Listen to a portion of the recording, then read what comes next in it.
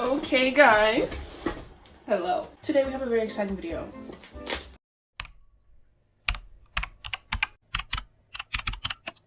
So today I'll be presenting to you my year in books, but in a slideshow presentation because I am an intellectual, hence the glasses. How many books did I read this year? 41. I know some of you might say, oh, that is so small. I read 70 books. I read 100 books. And to that I would say, I don't care. As you can see, this is a picture of 50 Cent. I had originally planned to read 50 books because I was like, okay, that's about 1 book per week, giving myself like a 2-week grace period. But my mental health took a serious hit this year. And so I was in several reading slumps and I did not meet my goal. I put that picture there because technically I failed. I did fail my reading goal. But it's okay. I actually read 17,000 pages. Is that a lot? I truthfully have no idea. I couldn't tell you. That's just what Goodreads told me. So I was like, hey, let me put the statistics next. So on average, I rated books 4.2 stars. I guess I was feeling pretty generous this year. Last year, I read a lot of trash. This year, I read way more books that I enjoyed. So average book length, 426 pages. Guys, my knees are hurting. I am not Megan Thee Stallion. This is actually the length that I am when I sit on this chair. I was squatting before, but I'm not built like that. Anyways, moving on. My shortest book of the year was 133 pages. And I'm sure you can guess what type of book it was.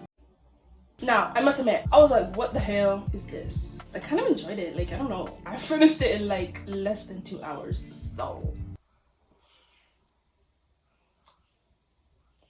Moving on. It got me out of a slump though, I can't lie. Immediately after I read this, I started reading The Atlas 6. Personally, I would call that the duality of man, because truthfully, how did I go from reading this egregious, smutty fan fiction to dark academia? I don't know.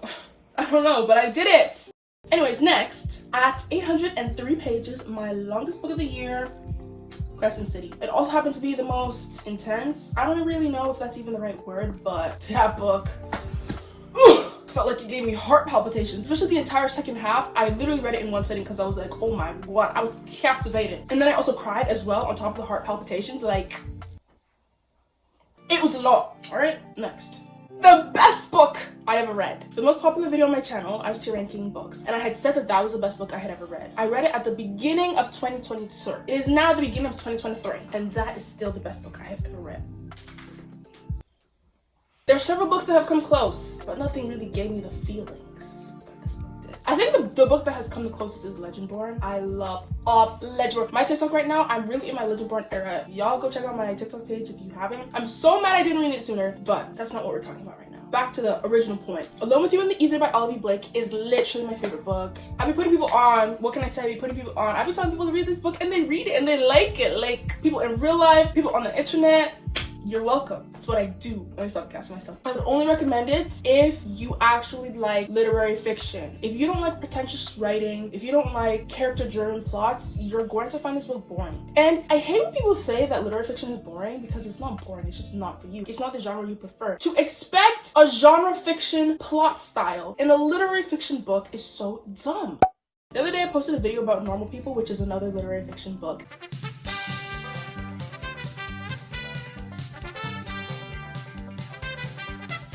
And so many people in the comments were like, well, I don't care, it's still boring.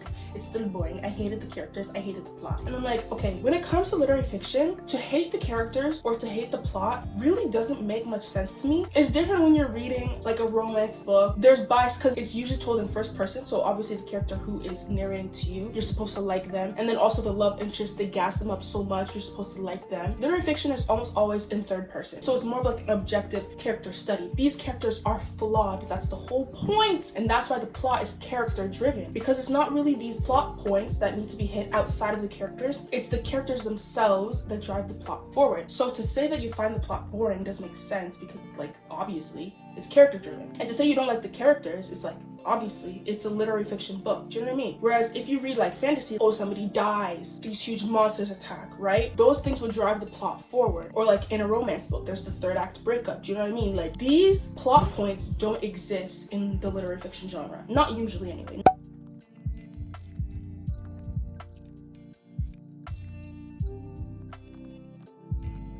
It's sad to see when like people write off the whole genre or write off a whole book because you're going into it with the wrong expectations. Alone with You in the Ether, it's a love story, right? But don't expect it to be anything like The Spanish Love Deception.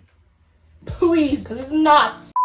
Anyways, this is the new updated cover of Alone with You in the Ether. This is the cover that I have. I have 2 copies of this and 1 copy of the original. I bought it immediately as it was released because Olivia Blake is a must-buy author for me. Whatever she drops, I'ma buy it. Low-key, the new cover is growing on me, but she's the OG for real. Anyways, I thought that this book was the saddest book that I read this year as well. My most popular video, go watch it. I showed myself crying in there. Oh my god, Gigi, you were crying on the internet? Yeah.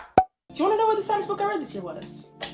Full Tilt. Oh my god, that book had me sobbing. It was a mess. I must say, 1,000 Boy Kisses was like way sadder, but they were like both in the same level of sadness. Like obviously somebody dies. And it was short. It got me out of a reading slump. I read it in one day. I cried. I went through all the emotions, and then immediately after that, I read The Crooked Kingdom, so I really was not okay. This was me after reading both of the books. As you can imagine, once again, I was a mess. In a good way though. I was a mess in a good way.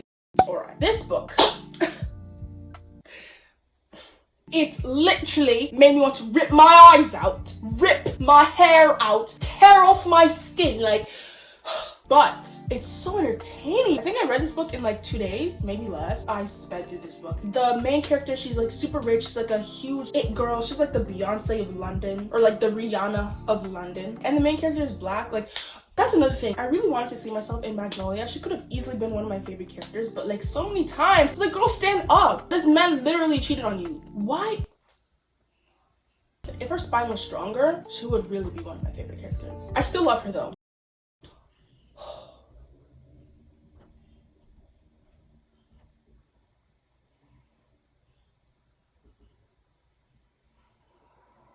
I just needed a moment of silence. This book was horrific. At first, I used to be on my judgmental era. Do you know what I mean? Like, why the hell would you read these books? Like, you need mental health. Like, what the hell is wrong with you? But then I realized it's just not that serious. And it's really just fiction. I read it, and I know I'm not crazy. So that doesn't mean that every other person who has read this series is crazy as well. So stop judging. And not to mention, I actually really did like the second book in the series. I actually gave it 5 stars. Hideaway was really good. I can't lie. And I don't know if I rated Hideaway so high because I read it immediately after Corrupt, and I hated Corrupt. It truly cannot get worse from here. And obviously I was still expecting worse, but it got better. So I really liked Hideaway. But then after reading Hideaway, I read Kill Switch, and I was just confused. Because you know, sometimes it's like the first book in a series is bad. Don't judge, don't write off a whole series based off the first book. You know, keep reading, it always gets better. So I'm thinking, okay, I just read Hideaway, it is getting better. Maybe Kill Switch is really gonna be something, and everybody was always hyping it up like, you're really gonna love Damon. I can't wait for you to read Damon. Honestly, anybody who ever told me that I was really gonna love Damon,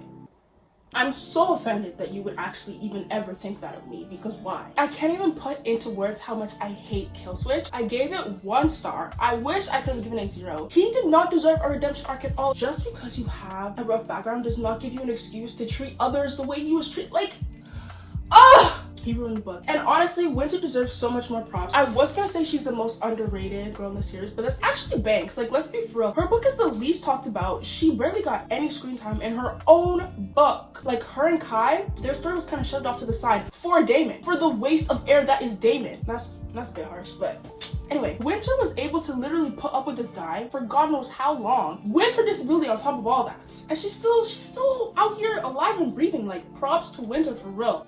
Alright, next we have books that I started but just did not have it in me to complete. Not all of them are for bad reasons though. Actually, very few of them are for bad reasons. Addicted series, I realized that I honestly just wanted to vlog it just because it's such a popular series and what can I say? Then we have Throne of Glass. I actually got about halfway into it, but The Atlas Paradox was coming out, and y'all know Olivia Blake is literally my favorite author. If you don't know, you should know by now. And so I was like, sorry, I have to pause. I stopped reading this so that I could read The Atlas 6 because I knew The Atlas Paradox was coming out and I didn't want to read The Atlas 6 and on a cliffhanger and then be stuck. I like reading series back to back, as close to each other as possible. So I was like, okay, it's getting close to the release date of The Atlas Paradox. I need to read The Atlas 6 now. I had my hold for an audiobook of The Atlas Paradox available, but then my hold for it ran out, and so now I'm reading The Atlas Paradox with my brain. It's actually my current read, like right now. Does that mean technically I could have read Throne of Glass? I guess so.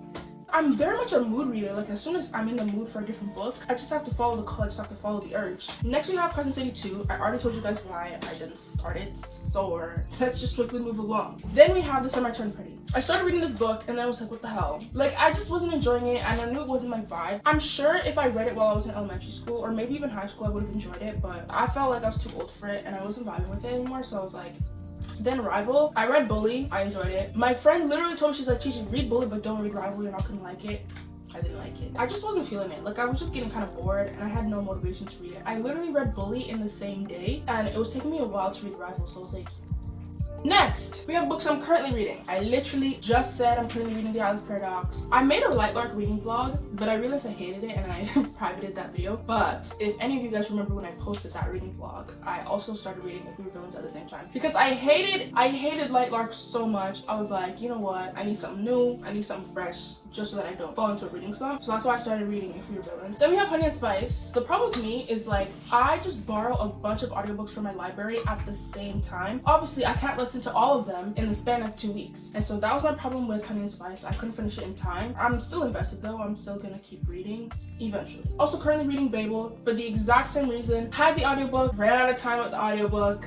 Yeah, I love Babel so far. Babel's good. And I don't know if y'all saw that review from that white lady about Babel talking about how this book made me question my right to exist. Like, please be for real. I was actually shocked that someone even had the audacity to write and post that review. Can you imagine that some people are that tone deaf? It's crazy. It's beyond me. Anyways, I started reading A Dark Shade of Magic. I think I was like 30 or 40% into that book, but Twisted Lies got released, so I literally dropped everything for that book. And I would do it again. Alright, here are the books that got me out of my reading slumps. Bully. I feel like I said this before, but if I didn't, Bully. I literally read it in one day. And immediately after I finished reading this book, I started Babel. So I don't know what it is with me, but after I read Smut, I just need to read Dark Academia book. And once again, I would call that the duality of man. Next, we have Excuse Me While I Ugly Cry. I was in a slump for like a week or two. I just did not know what to read. And then I saw Erica post about this.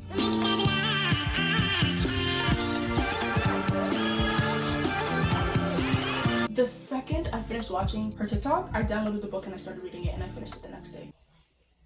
And I loved it. It was so cute. Notice how both the people on the main cover are black? It's always like a black woman and a white man. But it's like, I want to see a black woman with a black person. Representation. Next, The Dare. I literally just talked about this after I finished reading that. I read that in the 6. Once again, the duality of man. Then we have Full Tilt. So basically, I had read Six of Crows and then I started reading Crooked Kingdom, but I was just falling deeper and deeper into a slump. And I did not want to force myself to read that book while I was in a slump. Like, it's Crooked Kingdom. Like, that can't be allowed. If I give it anything less than 5 stars, then I think something is actually wrong with me. So I was like, I need to read something else, something quick to get me out of a slump so that I can go back, read Crooked Kingdom, and actually give it the rating it deserves. This book helped me do that. Anyways, then we have Twisted Love. So basically, I was reading My Year of Restful Relaxation, and honestly, everybody who hyped up that book, it was a solid 3 stars to me, anyway. But I just found myself falling into a slump as I was reading it. Obviously, it's literary fiction, the characters are likable, but I wasn't really invested in this specific character. Because of that, I could feel myself falling into a slump. I needed to start like a series, but like a series with smut in it. I don't know what it is about smut, but it's always gonna get me out of my reading slump. That was Twisted Love for me. Granted, the first book is kind of not that good. The series only got better from there. Some people like to hate on the series and say that all the men are the same. I don't care. To me, they're all different, and I love them all differently and equally. Except for Alex. Actually, Alex is annoying, and he got better as the series progressed. Every other character got a cameo in every other book, and so I like Alex more as I continued reading the series. I could literally make a whole video talking about the Twisted series. Like, it's actually not funny. I feel like that's all I have to say about that. The next book we have is The Fine Print. A lot of people want to say that this book was ass.